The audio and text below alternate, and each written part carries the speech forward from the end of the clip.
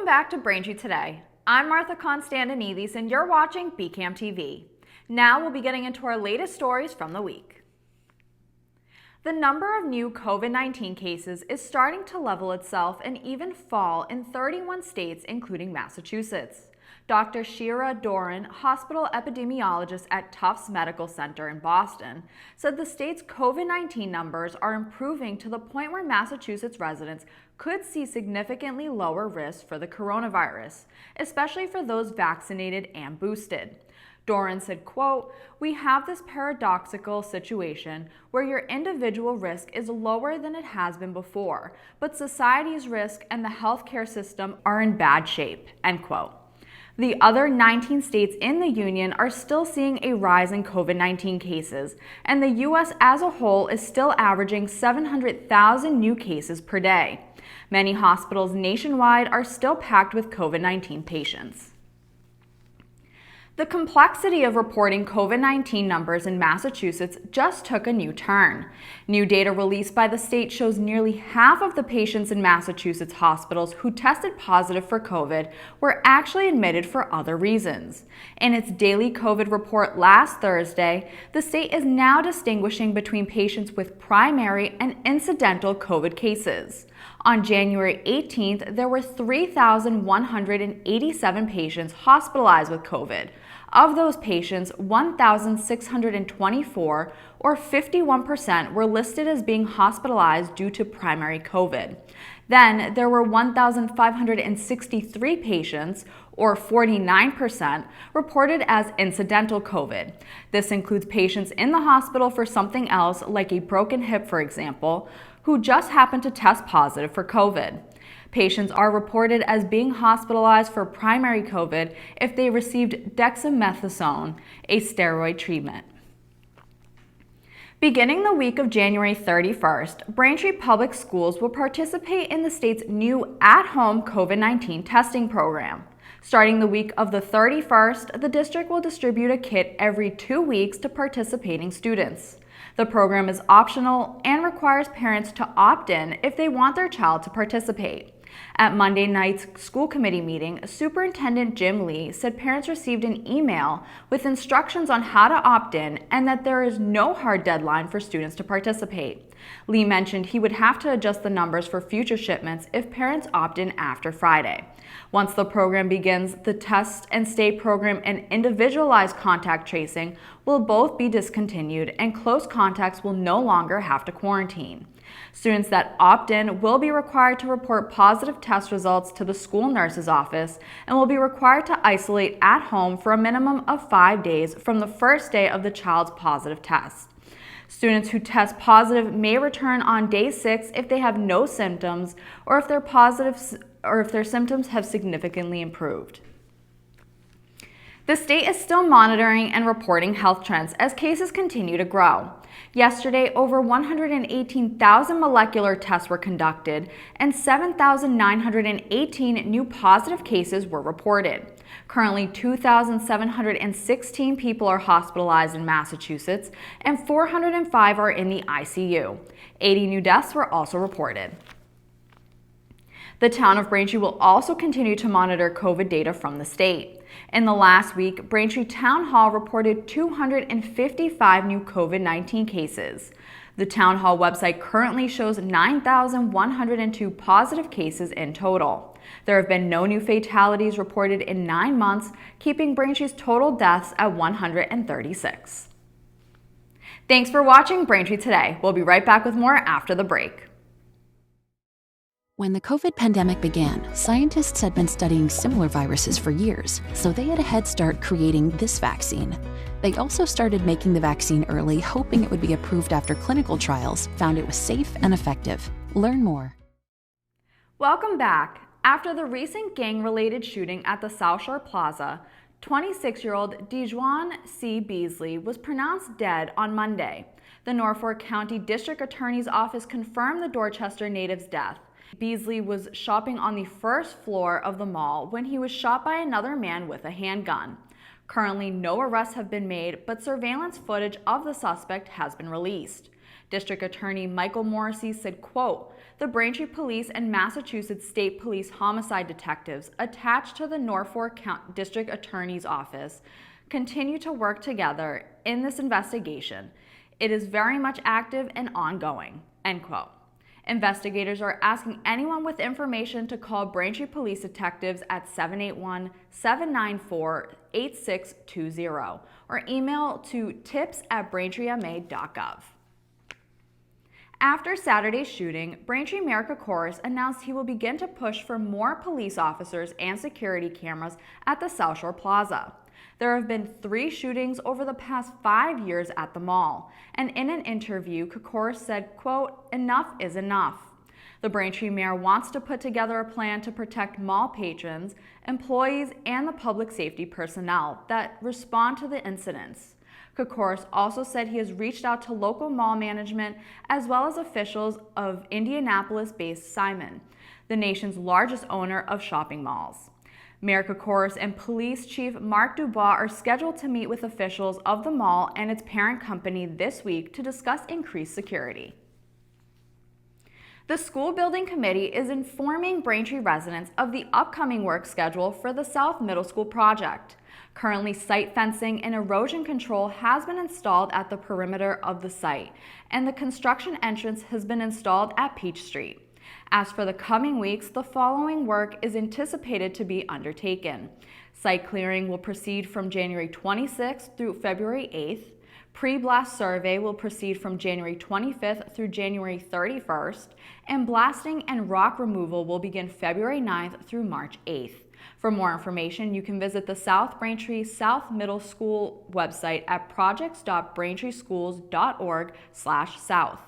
or contact Doug Murray at Hill International at 617-778-0937 or Douglas Murray at hillinternational.com.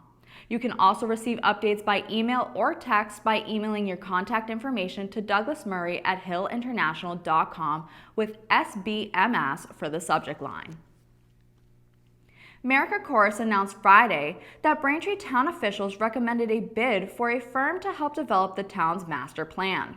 The master plan selection committee reviewed 4 bids and unanimously recommended that the mayor award the contract to J.M. Goldson. J.M. Goldson is a Boston-based firm that has been around since 2006. The firm's award-winning experience developing master plans in other communities includes Winchester's master plan and the Housing Production Plan and Community Development Plan for Ipswich. In an effort to encourage community discussion and begin the series of inclusive and community-wide participation, a public community forum will soon be held, along with making a dedicated website available to make information accessible regarding the process. Braintree received a $55,000 state grant as part of a $180,000 package the Executive Office of Energy and Environmental Affairs awarded to 3 Massachusetts cities and towns.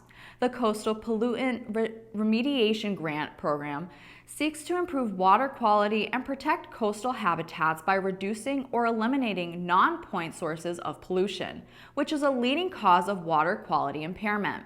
This type of pollution primarily occurs when contaminants are picked up by rain, snowmelt, or other flowing water and carried overland, in groundwater or through drainage systems to the nearest body of water and ultimately out to sea.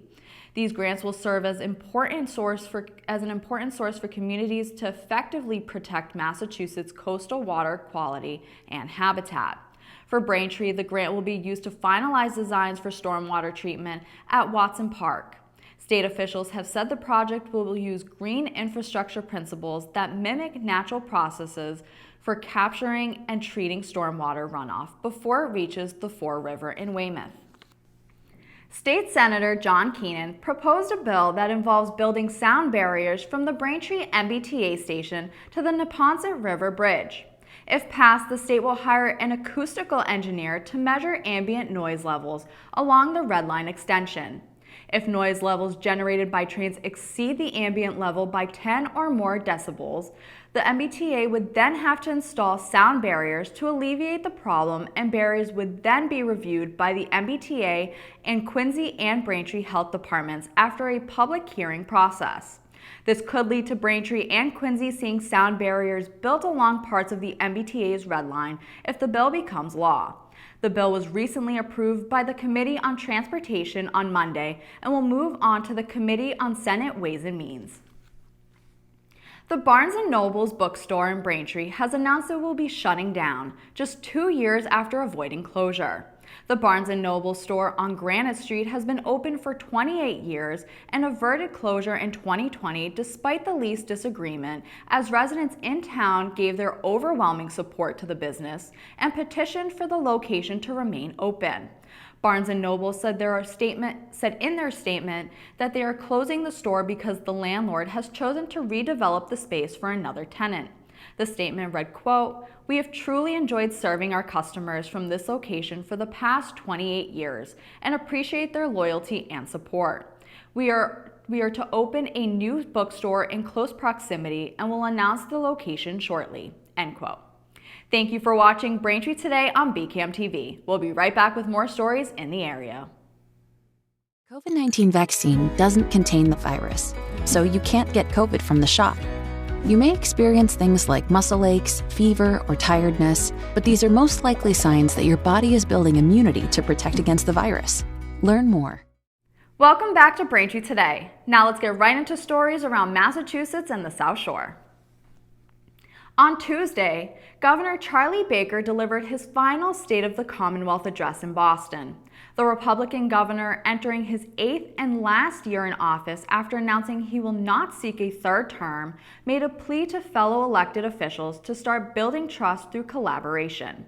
Baker said, quote, "When I think about what I'll miss most come this time next year, it will be that opportunity to continue to partner with so many of the great people in this room," end quote.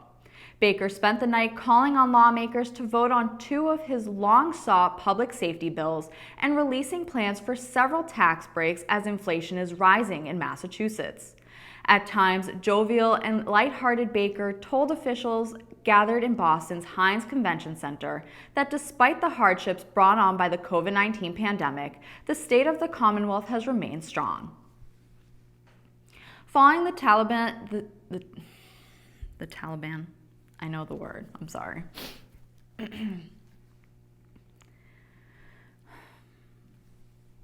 Following the Taliban takeover of Afghanistan last summer, Massachusetts is now expecting to receive twice as many Afghan refugees than it had anticipated. According to the president and CEO of the International Institute of New England, Jeffrey Thielman, around 2,000 evacuees are expected to be settled in the state by the end of next month. This estimated number is roughly 900 more evacuees than state officials had anticipated back in September. Thielman said the state's nonprofit resettlement agencies are prepared to handle the influx. Forecasters are talking about the high likelihood of a major nor'easter slamming the region this weekend. The exact track of the storm is still unknown and could very well vary.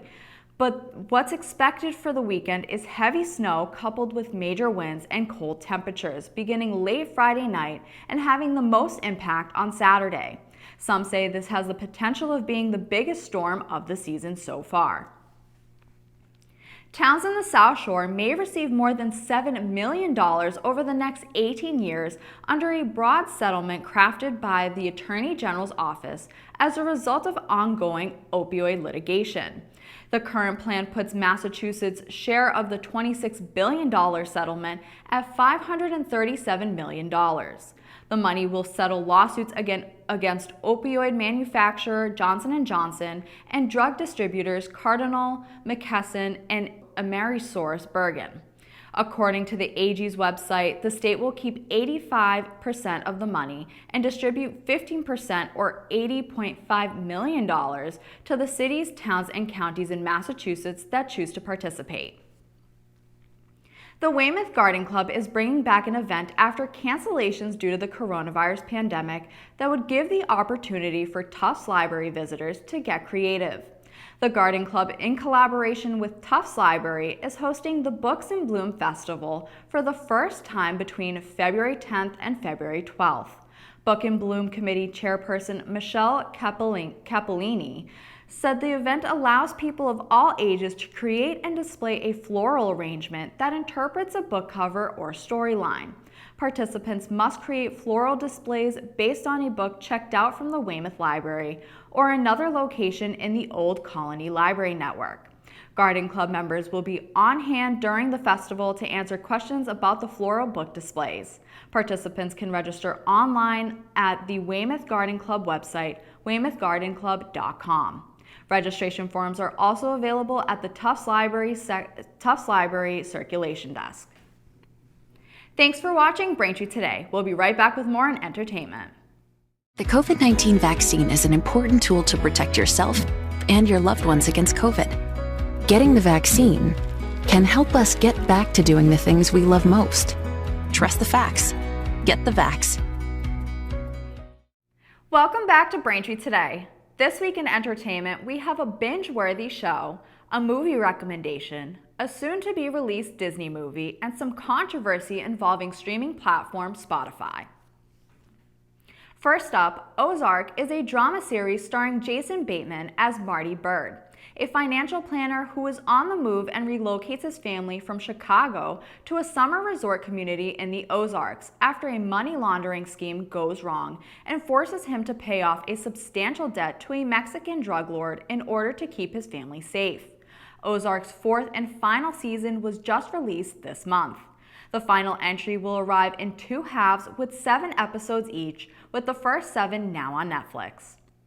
Next up, Free Guy, starring Ryan Reynolds as Guy, a bank teller in a limitless world who discovers he is a background player in an open-world video game. That is until he decides to become the hero of his own story. Guy decides to flip the script and is now determined to save his friends from deletion by the game's owner before it's too late, and maybe even find a little romance along the way. You can watch Free Guy on Amazon Prime Video or Apple TV.